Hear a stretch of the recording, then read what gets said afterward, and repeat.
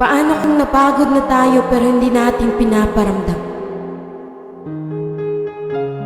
Paano kung gusto mo nang sumuko pero ang tanging pinapakita mo lang ay ang paglaban? Sa buhay, hindi natin kailangan ipakita na palagi tayong malakas, masaya. Minsan, kailangan din natin ipahinga. Ilabas ang bawat pagod at salita. Maraming hindi nakakaintindi. Pero ito, andito tayo sa realidad na kung saan tinatago natin ang sakit na nararamdaman.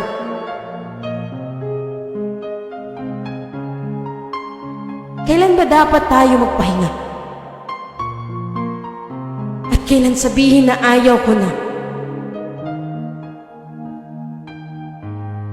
Kasi maraming pagkakataon na ang sarap bumalik sa umpisa. Na walang iba.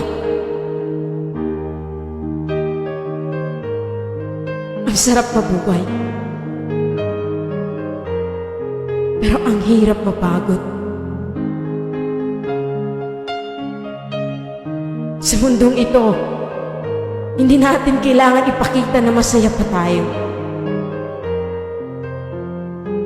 Kasi may mga oras na halos tayo ay sukong-suko na.